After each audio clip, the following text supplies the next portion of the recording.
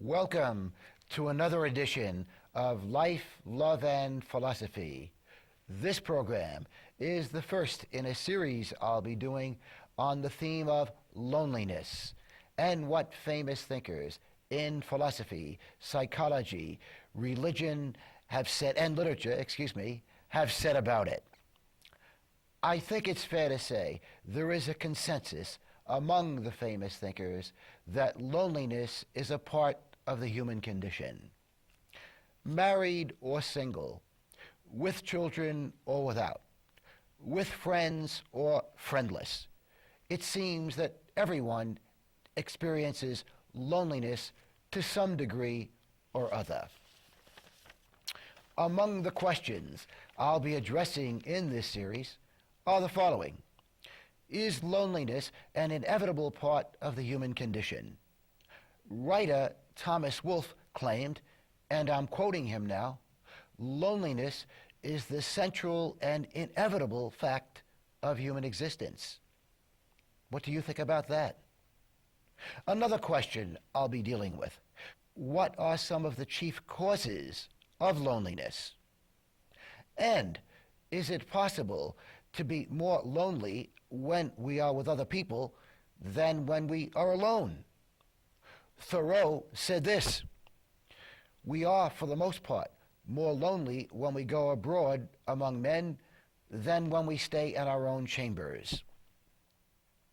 And another question I'll be addressing: how should we deal with our feelings of loneliness? And is there anything significant we can do to feel less lonely? Allow me to stimulate your thinking and mine with a brief overview of what some famous thinkers have said about loneliness. Historian Will Durant put it this way: man, in his heart, is a solitary figure pitted heroically against the world. And humanitarian Albert Schweitzer said this: "We are all so much together, but we are all dying of loneliness." And the writer Thomas Wolfe, whom I alluded to before, said this: "The whole conviction of my life now rests upon the belief that loneliness, far from being a rare and curious phenomenon, peculiar to myself and a few other solitary men, is the central and inevitable fact of human existence." Highly acclaimed Swedish writer and movie director Ingmar Bergman made this comment: "I think loneliness is typical of all human relationships." With regard to some positive aspects of loneliness, Nobel Prize winner Hermann Hesse said this: "Loneliness is the way by which destiny endeavors to lead man to himself." And sociologist Clark Moustakis, in his book entitled Loneliness, said this: "Loneliness paves the way to healing, to true compassion, to intimate bonds with all living creatures." It is true that we can be alone and not feel lonely. How many of us have experienced good feelings being alone, listening to music, or being absorbed in a book or work? So again, we must remember that we can be alone and not feel lonely. Well, what constitutes loneliness? Well, loneliness is a feeling of sadness at the awareness of one being alone.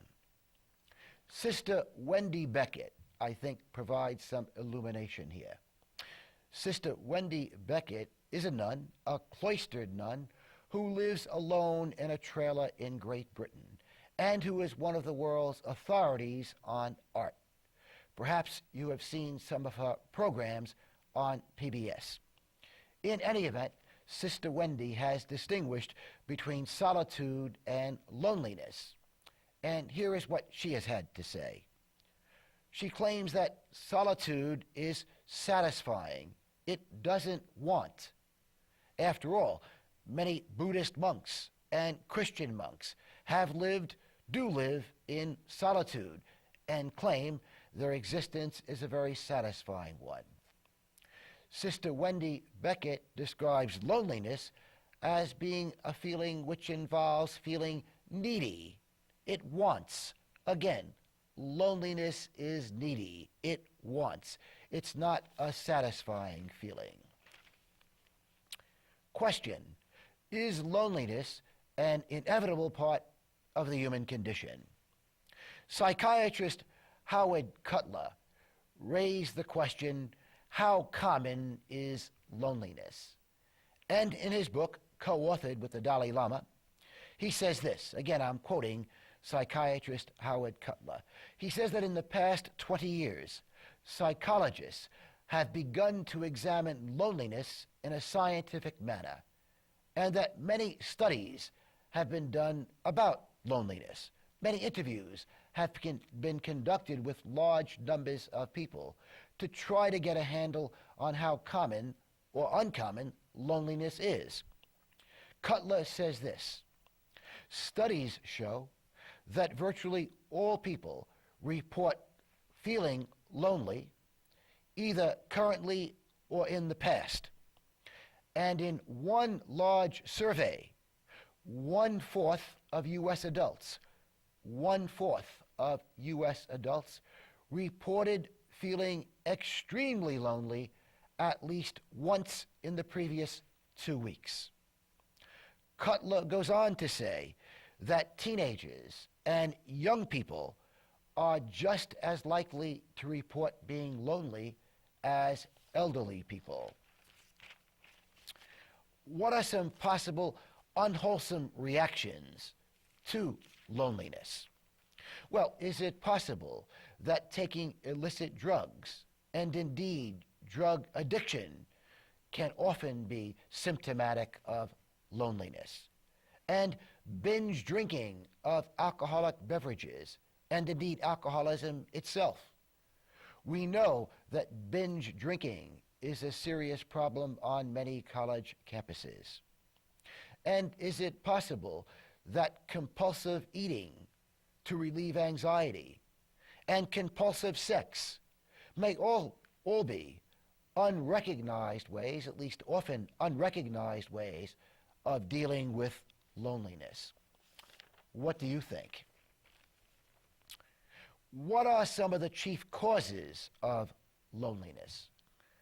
I think the singers Simon and Garfunkel provide some illumination here. In one of their most famous songs, they sang the following lines: "And in the naked night I saw 10,000 people, maybe more. People talking without speaking, hearing without listening. People writing songs that voices never shared. No one dared disturb the sounds of silence." And what are Simon and Garfunkel talking about here? I think they are saying that one of the major causes of loneliness is lack of meaningful communication between people. Again, lack of meaningful communication between people. Talking without speaking, hearing without listening. I think also they're talking about the frustration, very often, of our expectation for caring and sharing. The idea is that when we expect to share and when we expect other people to care for us, and it doesn't happen, that can be a very lonely feeling. Ralph Waldo Emerson talked about the lack of meaningful communication between people, and he said this: "I cannot go to the houses of my relatives because I do not wish to be alone." Thoreau put it this way: "We are, for the most part, more lonely when we go abroad among men than when we stay in our own chambers." You recall, one of Simon and Garfunkel's lines, people talking without speaking. Let me provide some amplification concerning that line. Some of the great thinkers claim that our great use of words often is used to conceal our thoughts, and that so often we say what we think others want us to say, and not what we truly feel or believe.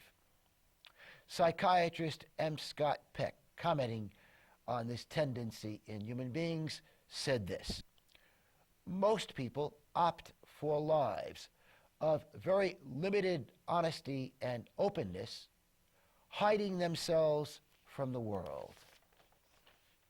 You'll also recall the Simon and Garfunkel line, people hearing without listening.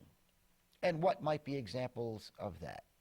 Well, husbands and wives not really being attentive to what the other is saying, especially when one is experiencing emotional pain. And of course, this can be a pretty common circumstance in the relationship of teenagers and parents. Listening, of course, is a real skill.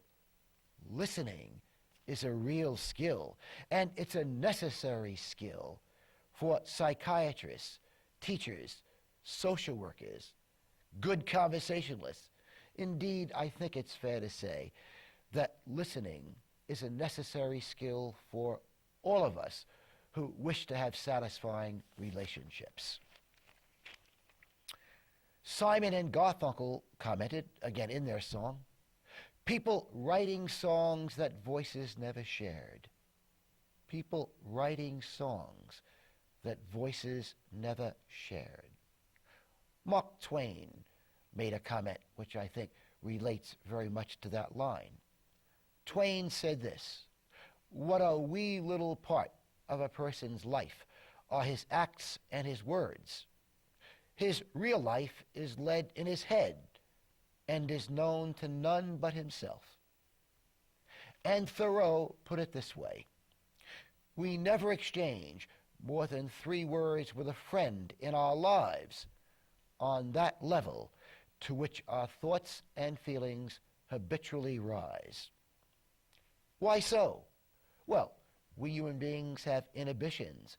We have fears that if we say certain things we are feeling to other people, that perhaps they will express disapproval of us, or at least feel some disapproval of us.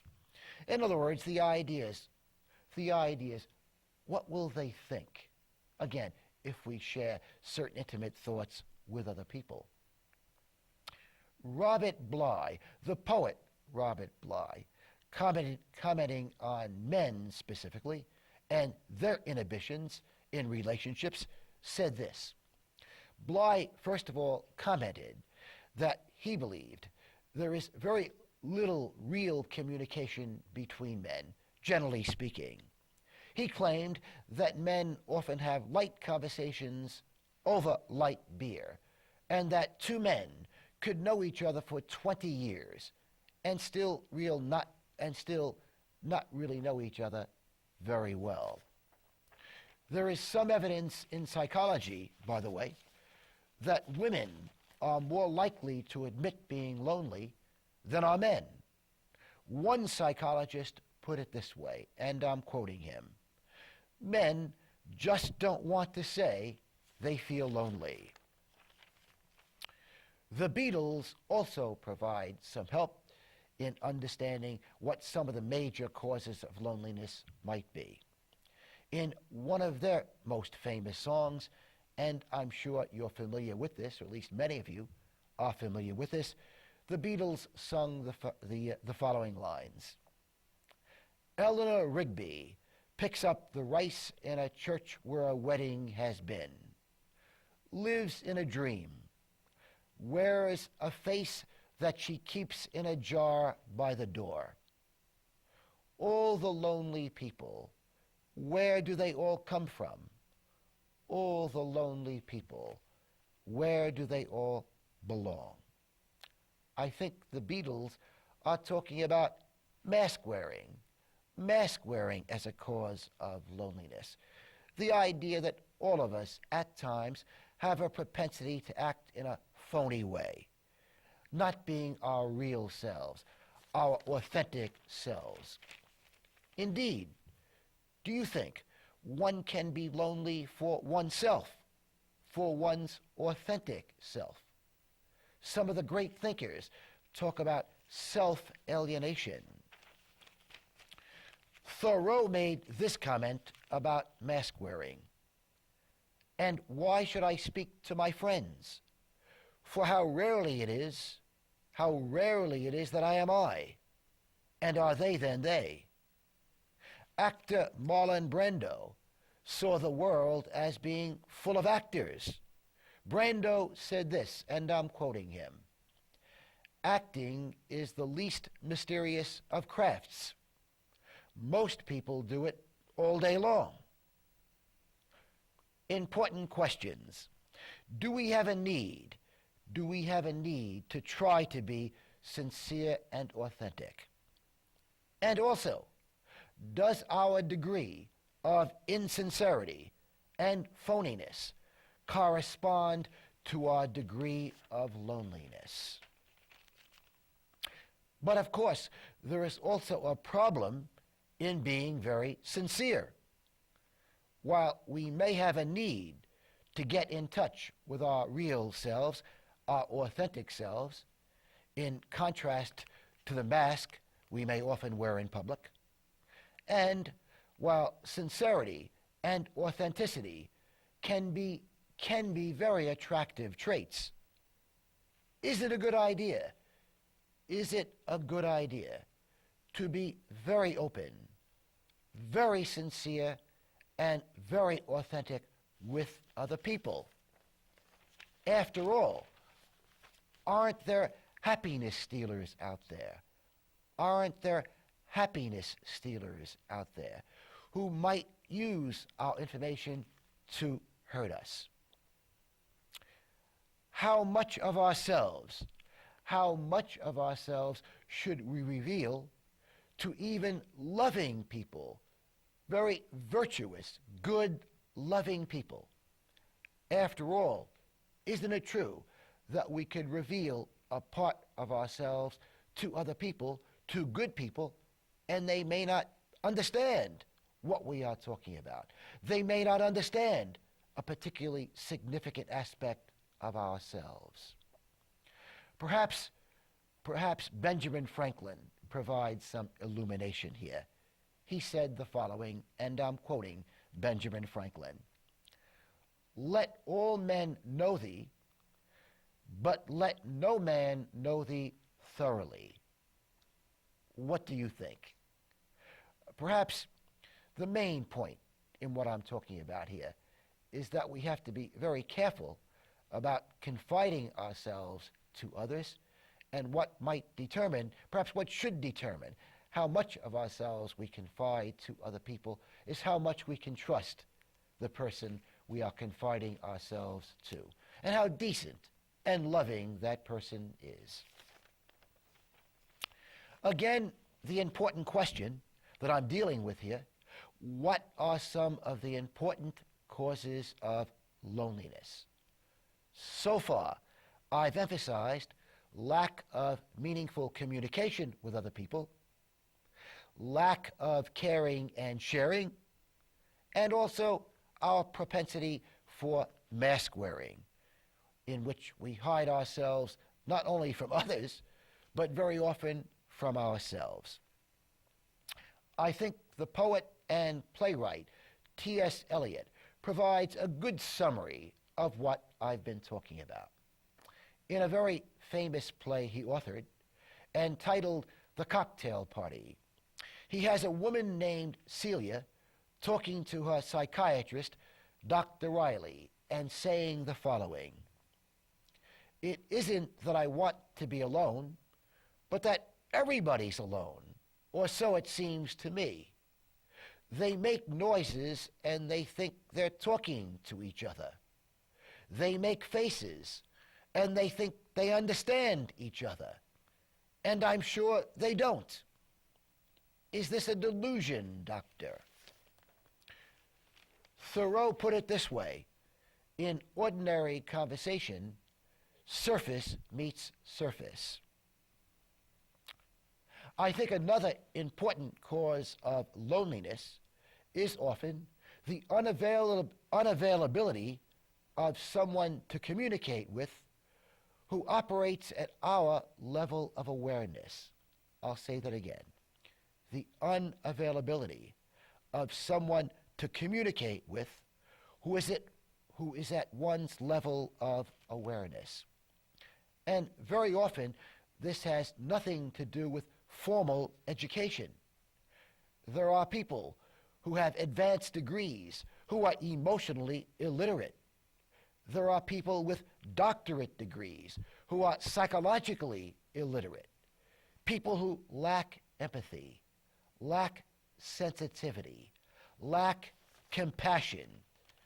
They can hurt other people's feelings without even intending to hurt other people's feelings. Such people who operate at a very low level of psychological awareness are usually very ignorant of themselves, as well as being very ignorant of others. The Buddha provides some help here in understanding what I'm talking about. The Buddha said this: there is no companionship with a fool, and by a fool, again, he means an emotionally illiterate person, a psychologically illiterate person. Again, there is no companionship with a fool. It is better to travel on alone than with a fool for a companion. And philosopher Martin Buber, very important philosopher, European philosopher, talked about the different kinds of relationships with people. He said, ideally, the relationship is between I and thou. Indeed, that is the name of his most famous book, I and Thou. In an I and thou relationship, people share important aspects of themselves with the other person, and there is real caring. It's a loving relationship, I and thou. But Buber says, so often in life, we have I-it relationships with people. I-it relationships with people. And what is an I-it relationship? Well, in an I-it relationship, at least one of the parties to the relationship regards the other person not as really being a person, but as an object. So the relationship is an exploitative one. The idea is, what can I get out of this relationship that will help me? What can I get out of this relationship that will help meet my selfish purposes? In other words, the idea is at least one of the parties to the relationship has no interest in nurturing the other person, has no interest in sharing his most intimate thoughts with the other person, has no interest in loving the other person. So again, Martin Buber provides some illumination here on an important cause of loneliness, and that is, if we are involved in an I-it relationship, in contrast to an I-thou relationship, that can be a very lonely feeling, realizing, if we do realize, that the other person has little or no concern for our welfare. Another important cause of loneliness that the great thinkers have addressed themselves to is sorrow in sickness, or if, for example, we experience a divorce or the death of a loved one. All of these can be lonely experiences. Sickness, divorce, death of loved one, it can be a lonely experience, or each of these can be a lonely experience, because no one can suffer for us. Albert Camus, in a very famous novel he wrote called The Plague, has a doctor in his book speak of a world where sorrow is often lonely. A world in which sorrow is often lonely. Isn't it true that when we feel sad, the sadness is often accompanied by a feeling of loneliness? I think a very good illustration of what I'm talking about comes from a very famous book based on a true story. The title of the book is Death Be Not Proud by a famous writer, John Gunther. It is the story about his son's death from a brain tumor. His son was named Johnny Gunther.